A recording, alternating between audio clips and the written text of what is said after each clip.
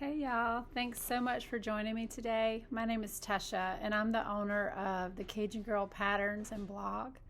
If you want to see more videos like this, be sure and subscribe to my channel below. Today I'm going to show you how to use sewing practice sheets that are now available in my shop. The links to purchase those are listed below. You can use any sewing practice sheets that you've purchased, or you can make your own. There's nothing fancy about these. I think it's just easier sometimes when you want to start something to just buy it, print it, and then you can get started. The sheets that you see in the video, they've changed over several edits that I've made. I separated the instructions from the actual practice sheets, so now you can just print the shapes without having to waste too much ink. Let's see here. So you can begin printing the actual practice sheets. I believe it's on page 6 of the packet that you purchase. You just need a regular printer and regular paper. So let's go ahead and get started. Okay, let's get started with learning to sew straight lines. This is the practice sheet that I printed out. I've already cut it apart, but to start you can leave it together and practice stitching exactly on the line, and let me show you how to do that now.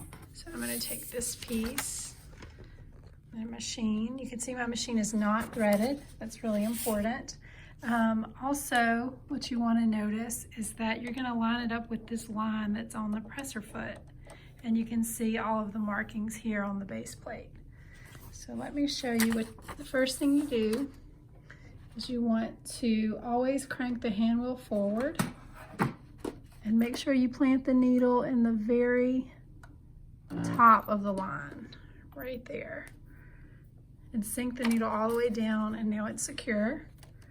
And then you drop the presser foot. There's a lever in the back that you can use to drop the presser foot. Sometimes it's on the side, or it's underneath here, just depending on your machine, but it's usually a lever. All right. Typically you'd back stitch, but we're just practicing sewing straight lines, so we're not going to worry about back stitching.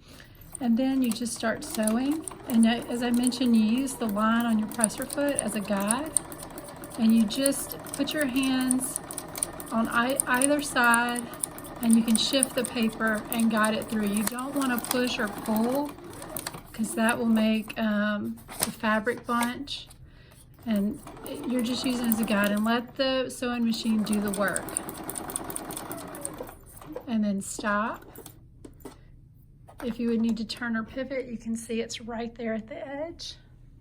And then typically you'd roll the hand wheel forward, pull it out, and cut the threads. You can see where it's on the line. Okay, now we're going to continue sewing straight lines, and we're going to practice using seam allowances. And you can see on the base plate, all these markings are in the US standard measurements of inches. This line right here is 1/4 inch. This is 3/8, 1/2, 5/8, 3/4, and 1 inch. And I'm right-handed, so I use these marks. If you're left-handed or you're sewing the seam the opposite direction, the same markings are on the other side. You notice in the back, there's European measurements, which are metric. They go from 20 millimeters all the way down to 5, and you can use those markings if your pattern has a different seam allowance. So now what you want to do is practice lining up the paper and sewing an actual seam allowance, and that's why I cut this. Let me show you what that looks like. Okay, so now we are sewing seam allowances. So I'm going to line the paper up. And you can see this line here is usually in line with your needle, so you can line up the starting point. And then I have this lined up with the 4th 1/4 inch. It's just a little bit inside the presser foot. Okay, so I have it lined up with the 1/4 inch. I'm going to sink my needle down to make sure that everything's secure, and then I can adjust it if I need to and make sure we're in that 1/4 inch. And then you just sew down, practice guiding the paper as it goes through the machine. Hand wheel forward, we You can see it's secure. Pick the hand wheel up. And there you go. You've sewn a 1/4 inch seam allowance, and then you just continue lining it up. Next will be 3/8, and then 1/2, 5/8.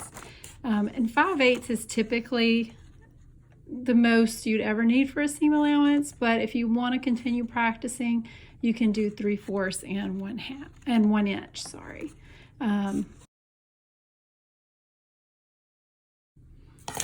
For this next lesson, you'll need the corners practice sheet, which I have printed out here.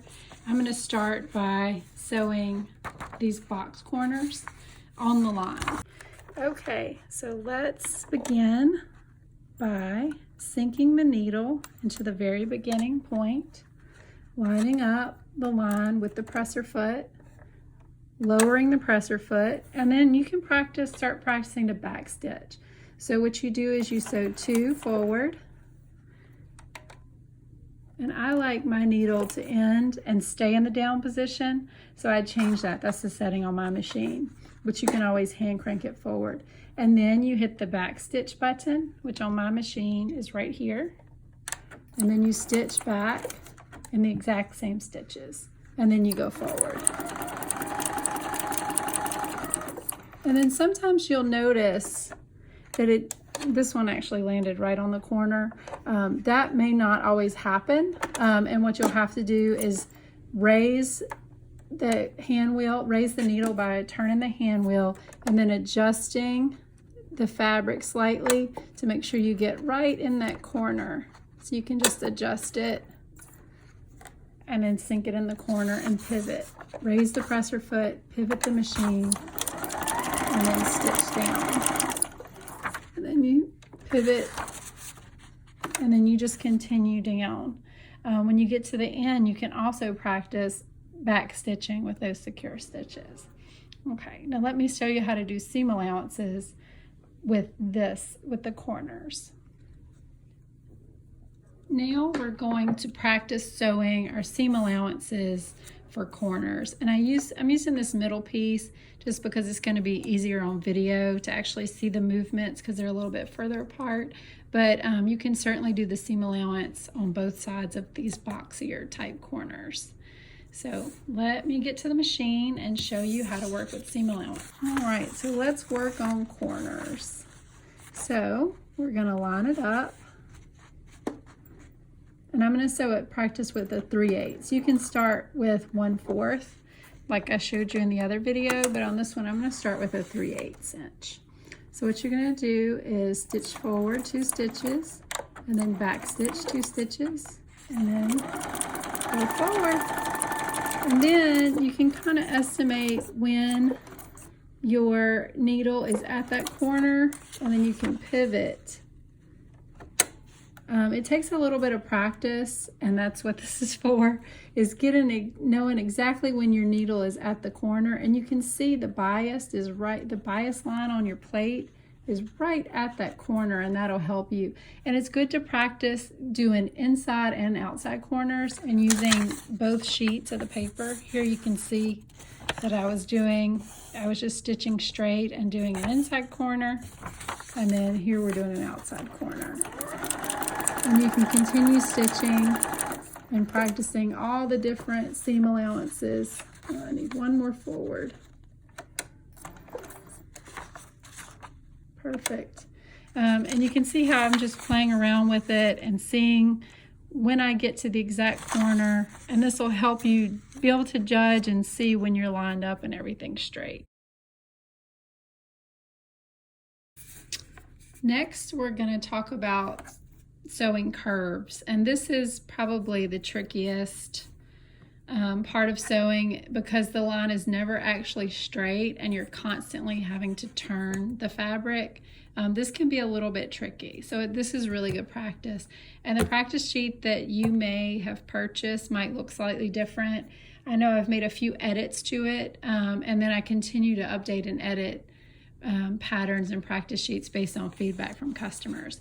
So let's go ahead and get started sewing curves. Okay, so this is a little bit tricky, and if I'm sewing a complete circle, I do not worry about back stitching. If I'm going to continue and go back over these stitches, that is my secure stitching. I won't back stitch, and I won't back stitch at the beginning or the end. I just sew over them. So go ahead and plant your needle and then just begin sewing, and you'll see that you're constantly having to slightly turn the fabric. And you'll notice if you get like some bunching in the fabric, or you feel like it needs some relief, you can kind of lift it and reposition. Lift the presser foot, reposition the fabric, and then continue sewing. And sometimes you just have to keep doing this, just making little adjustments so you can stay on that line and use the line on the presser foot as a guide. It's in line with your needle. All right, and then just keep sewing till you get to the end. Okay, here I am at the very end, and like I was saying, what you can do, if this was actual fabric, you can just keep going back over, and that would secure the stitches. Instead of having to back stitch at the beginning and end and having like a very thick group of stitches. Another great use for these curves practice sheets is to practice appliquing and top stitching. And to use that, I usually use a zigzag stitch, and you can adjust the settings more as you progress and practice on actual fabric. But just when you're starting out, the little zigzag stitch and top stitching is a great practice. So we're going to continue to use the presser foot and line it up with the line on the practice sheet. You'll see the needle is offset because it's going to jump from one side to the other. It's not going to stitch directly on the line. The other thing is the zigzag stitch. You can adjust, you can make it wider, you can make the stitches closer together, but you can play around with that whenever you're actually practicing on fabric. You can't put the stitches too close together on paper or it'll rip. So let's go ahead and get started, and you'll see my needle is jumping around.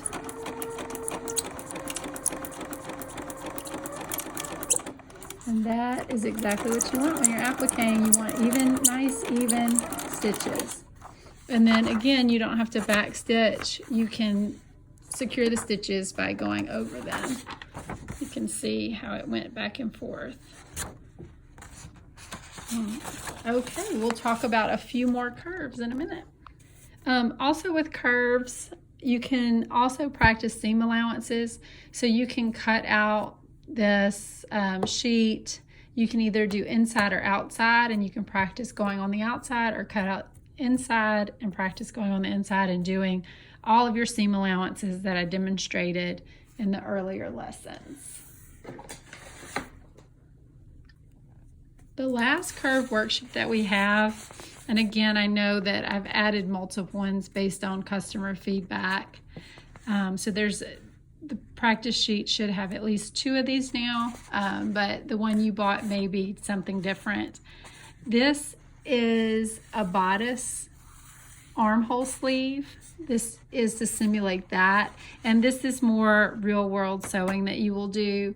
Again, you want to start and practice the same way that we've done multiple times for this, and then you also can cut it out and do seam allowances like we've practiced on all the previous lessons. So I'm not going to go into great detail on this. Use the same technique that we've used for all of the previous lessons.